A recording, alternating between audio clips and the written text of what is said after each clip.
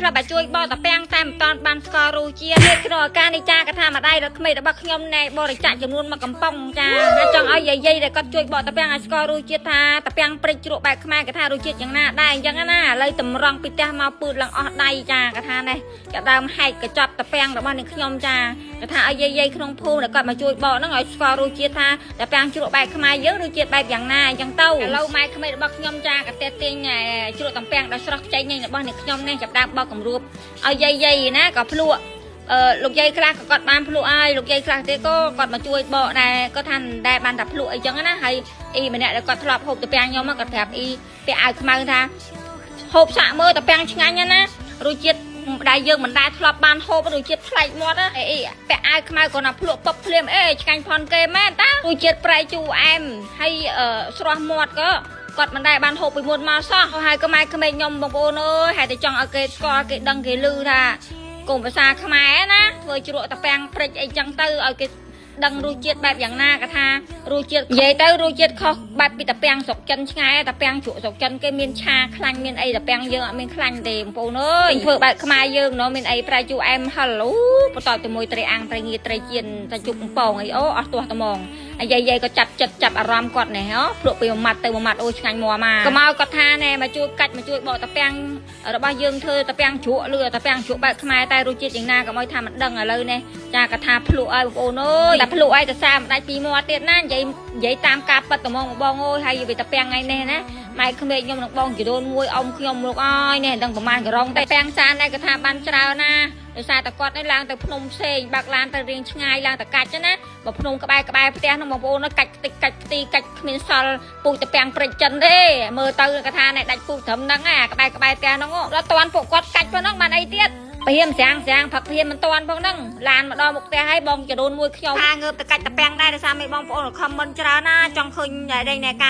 រកាច់តពាំងអញ្ចឹងណាតែខ្ញុំងើបអត់តាន់បងប្អូនអើយដោយសារគាត់ងើបពីព្រលឹមពេកឥឡូវបងចដូនមួយខាងប្តីខ្ញុំចាគាត់ថាចែណាមកជួយធ្វើតពាំងឲ្យនឹងរៀនធ្វើផងដែរតែសំខាន់ចិននៅក្នុងភូមិគាត់ចង់ទិញតពាំងជ្រក់ហ្នឹងអញ្ចឹងណាចឹងហើយខ្ញុំថាឲ្យចែមករៀនទៅបើចង់ធ្វើលក់អាមួយតពាំងព្រិចស្រុកចិនតំបន់ដែលខ្ញុំរស់នៅគឺសបោណាបងប្អូនអើយឲ្យគាត់រៀនចេះធ្វើចឹងទៅក៏ល្អប្រយ៉ាងដែរតែសំខាន់គឺឲ្យយើងធ្វើគាត់ធ្វើទាំងអស់ហ្មងថ្ងៃនេះខ្ញុំប្រាដល់ពេលលាយគ្រឿងទៅបានហើយស្ងោរតពាំងស្ងោរម្ទេសស្ងោរអីហ្នឹងគឺគាត់អ្នកធ្វើ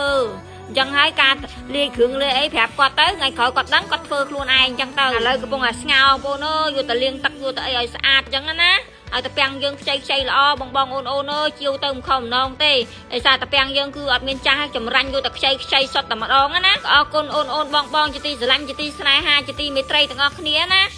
តែនេះជួយតែគាំទ្រនិងជួយជាវតពាំងជ្រក់ចិត្តអីចាកថានេះអរគុណច្រើនហើយអូនទាំងអស់គ្នាដែលមិនទាន់សាអីដែលអូនបងដែលរស់នៅប្រទេសចិនមិនទាន់សាអីសាបានណាឌីលក់តម្លៃធូរថ្លៃទេមកកំប៉ុងតែ40យួនទេចេញសេវា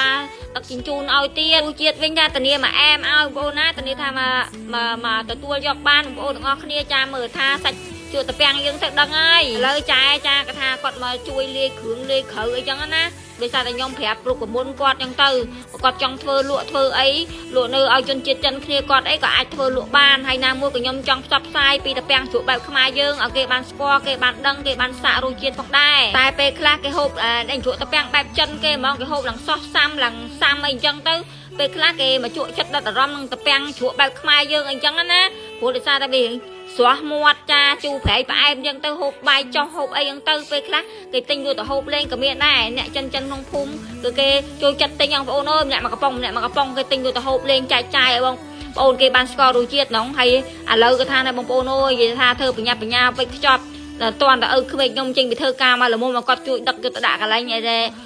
រសម្រាប់គេផ្ញើអវ៉ាន់ដាក់ចេញតាមខែតមកប្រអប់ហ្នឹងបងប្អូនខ្លះក៏ជាវពីកំប៉ុងបងប្អូនខ្លះទៅក៏ជាវមកកំប៉ុងអីអញ្ចឹងណាឪក្មេងខ្ញុំយកដើមបញ្ញាកថាមកដេញមកទុកម៉ូតូអ៊ូងធំតម្ងហ្នឹងនេះបានរៀងច្រើនម្ចាស់ដែរអរគុណច្រើនហើយណប់ចិត្តណប់អីដងចេឌីអើយដែលជួយកំងឥឡូវម៉ែក្មេងខ្ញុំថែមម៉ោងយប់ទៀតដើម្បីអ៊ុតដេញណែកំប៉ុងតពាំងដល់ពេលយើងដាក់ទៅឆ្ងាយខេត្តឆ្ងាយខ្លាចវាបាយខ្លាចវាហៀទឹកអីចឹងទៅឲ្យគាត់អ៊ុតថងវិញចឹងណាបងប្អូនចំណាយម៉ែក្មេងខ្ញុំគឺសប្បាយចិត្តរីករាយបងប្អូនអើយញ៉ាំបិទមាត់មិនចិត្តទេវិនិយោគតពាំងហ្នឹងបងប្អូនអើយចាតែមានបងអូនជួយគាំទ្រតពាំងអីចឹងណាទាំងគាត់សប្បាយចិត្តណាហើយឥឡូវតាមរយៈវីដេអូនេះផងដែរខ្ញុំមានអ្វីក្រៅពីអរគុណទេ